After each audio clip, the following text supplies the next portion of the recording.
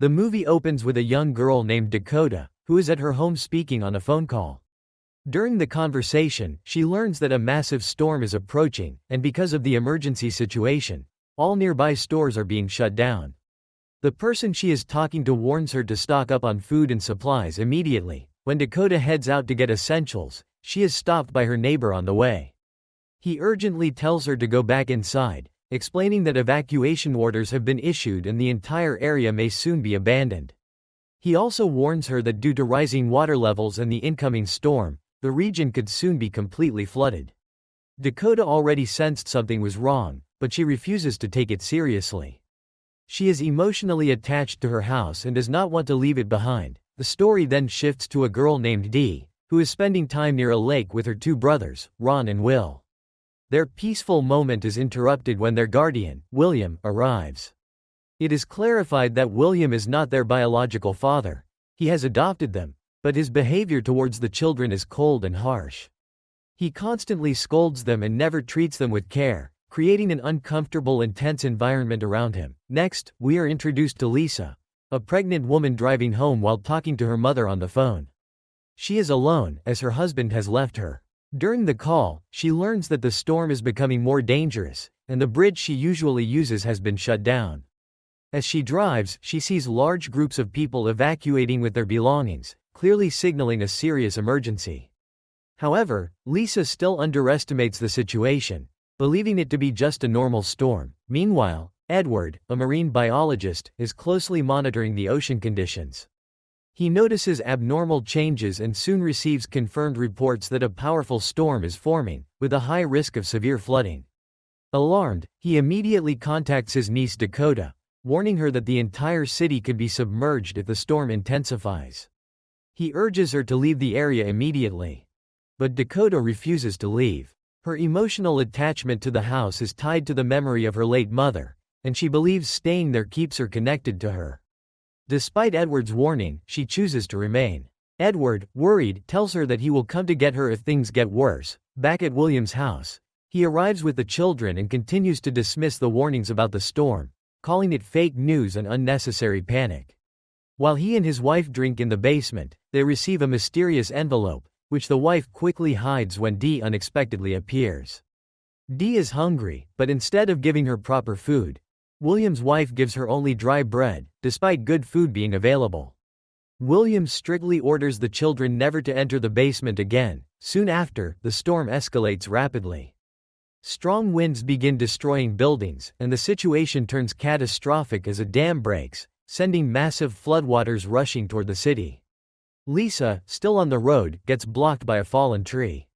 As she tries to find another way, the flood reaches her location. A truck driver nearby urges her to turn back, but the rising water leaves them with no time. In panic, Lisa accelerates her car through the blocked road, but it gets stuck against the fallen tree. Before she can escape, the flood hits violently. The truck is also swept away as the water engulfs everything in its path. Lisa's car is caught in the raging current, lifted and slammed into a large tree, trapping her inside with no way out as the water continues to rise uncontrollably. As the situation worsens, the wreckage from the truck begins to spread through the water. Inside the vehicle was stored large amounts of meat, and with it, blood leaks into the floodwater, contaminating everything around. The rising water breaks through Dakota's house windows and slowly engulfs the entire building. Within moments, the flood reaches William's house as well. William remains careless, sitting calmly under the belief that his home is sealed and safe. But his confidence quickly turns into panic when the glass shatters and water violently pours inside. Ron realizes the danger is real and suggests there is a life jacket in the car that could help them survive if the flood gets worse. At the same time, a rescue team on a boat approaches the flooded area to pull out survivors. They hear Lisa screaming for help and rush toward her. One of the men promises to save her, but as he attempts to assist, something unknown in the water suddenly attacks him and drags him under. His friend searches for him, but moments later, the man resurfaces with a severed arm, only to be attacked again by a shark and dragged away into the depths. From a nearby window, Dakota witnesses the horror unfolding outside. She screams in shock, warning Lisa that there are sharks in the water. Lisa, already terrified, is unable to process the situation fully. Soon after, the second rescuer tries to escape, but a shark violently attacks him in front of Lisa and kills him in the floodwater. The chaos escalates further when Edward receives confirmation that the dam has completely collapsed. The entire city is now being swallowed by water. Realizing Dakota is in extreme danger, he tries to reach her but has no transport available. He contacts reporters and urges them to go to the flooded zone for coverage, using their vehicle as his only chance to reach his niece. Back at William's house, he and his wife attempt to escape using a life jacket and a car. However, their plan falls apart when a baby shark suddenly attacks William, followed by a larger shark that kills his wife. Leaving the children completely alone in the house, Lisa is still trapped in her car, struggling to survive. Dakota, standing nearby, sees her but is frozen with fear. Lisa desperately begs for help, revealing that she is pregnant and wants her child to survive. This deeply affects Dakota, who has already lost her mother and knows what it feels like to be left alone. Despite her fear, she decides to help. She grabs a knife, enters the water carefully, and begins cutting through the debris trapping Lisa's car. After several tense moments, she manages to free Lisa and pulls her out safely. Both of them rush back inside the house, but the danger is far from over. With William and his wife dead, the children are now trapped inside a partially flooded house surrounded by sharks in the water. Any attempt to escape could be fatal. Dee tries to close the door quickly to block the water, but a shark violently crashes against it, proving that nowhere is safe anymore. Panic spreads among the children. Dee is shaking with fear when her brother Ron holds her and tries to calm her down. They begin planning a way out. Ron suggests using meat as a distraction to lure the sharks away, giving them a chance to reach the car and escape. Dee then remembers there is meat stored in the basement fridge, which could be used as bait. However, reaching the basement is extremely dangerous, as a shark is already moving freely inside the house. At the same time, outside, a massive tree crashes into Dakota's house, breaking part of the structure and making the situation even more unstable. Lisa, realizing the urgency, insists they must find a way to signal for rescue before everything collapses. Suddenly, she experiences sharp pain in her stomach due to her pregnancy, increasing the tension further. Meanwhile, Dakota climbs to the rooftop and draws a large help signal, hoping it will be visible to rescue teams through the storm and flood. But inside the house, the situation is becoming more critical. Lisa's pain is increasing rapidly, and it becomes clear that the baby could be delivered at any moment. Lisa asks Dakota to check how far the delivery has progressed. When Dakota examines her, she realizes the situation is extremely serious. The baby is already crowning. This means there is no time left, and the child is about to be born. Meanwhile, Edward has reached the city border with the reporters. The entire area is submerged under floodwater, making road travel impossible. With nearly 100 miles still ahead, they are forced to continue their journey by boat, moving deeper into the disaster zone.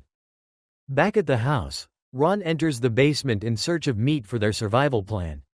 But the house is no longer safe. Sharks are freely moving inside the flooded structure. Suddenly, William appears, shocking everyone. He is still alive after surviving the earlier shark attack. William, injured but aggressive, orders Ron to go find help for him. However, Ron refuses, pointing out that there is nowhere safe left and sharks are everywhere. At that moment, they discover the envelope William's wife had been hiding. Inside, they find documents revealing that the government had been providing $500 monthly for the children's care. The truth enrages William. Despite his injury, he violently threatens Ron, insisting he is still in control. He moves to attack him, but Ron fights back, grabbing his arm. In the chaos, Dee intervenes and kicks William, causing him to fall into the floodwater. Instantly, he is attacked and killed by a shark. With the distraction created, Ron uses the opportunity to enter the basement. He successfully retrieves the stored meat and also finds a box containing dynamite, which could be used as a weapon against the sharks. At the same time, Lisa tells Dakota that there is a boat outside the house, the same one brought earlier by the two men. If they can reach it, they may still have a chance to escape. But Lisa's condition worsens again, and she is now in severe labor pain. Dakota, deeply emotional and determined, decides she will go and bring the boat herself. Before leaving, she gathers a flashlight and carefully packs the meat into a bag. She then throws pieces of meat into the water to distract the sharks. Dakota slowly enters the water and moves toward the boat. The sharks are distracted by the meat, giving her a narrow window of safety. However, a massive shark suddenly appears in front of her. Dakota freezes, staying completely still, which prevents the shark from attacking. She carefully continues and reaches the boat safely. Inside the house, water levels rise rapidly. Furniture begins floating as the structure becomes unstable. Lisa remains trapped, barely holding on as the situation collapses around her. Meanwhile, Ron returns from the basement with the meat in the dynamite box. He opens it and discovers explosives, which immediately gives them a new survival strategy. They attach the meat to the dynamite, ignite it, and throw it into the water. The sharks are drawn toward the bait, and when one of them swallows it, a powerful explosion destroys the creature. The immediate threat inside the house is eliminated. With the danger reduced, they manage to find the car keys and successfully prepare to escape using the vehicle. However, Lisa's condition reaches its peak. The house begins breaking apart completely, sinking into the floodwater. In a desperate struggle, Lisa is forced to give birth while floating in the water, using a piece of debris for support. The baby is delivered, but the danger is far from over. The blood in the water attracts nearby sharks, forcing Lisa into a fight for survival. She places her newborn on a floating plank and uses a sharp piece of wood as a weapon. When a shark approaches, she strikes it with all her strength, injuring it. At the same time, Dakota returns on the boat and helps defend them using a fishing rod. But before they can fully escape, a massive shark attacks and flips the boat violently. In the chaos, Edward finally arrives with his team. He activates a shark-repelling device and throws it into the water, forcing the sharks to retreat. Just as another shark moves in for the final attack, a larger predator intervenes and attacks it instead. Taking advantage of the chaos, Edward quickly pulls both Lisa and Dakota to safety, bringing them onto the rescue boat as the flood continues to consume everything behind them. At that moment, everything calms down after the storm of chaos they had just survived. The best part is that Lisa's baby is completely safe. Both mother and child survive against all odds. Later, Lisa calls her mother and shows her the newborn, overwhelmed with emotion and relief.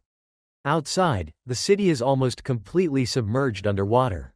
And with that, this intense survival story comes to an end. If you enjoyed this recap, don't forget to like the video, subscribe to the channel, and hit the bell icon for more movie breakdowns like this. Thanks for watching, and I'll see you in the next one.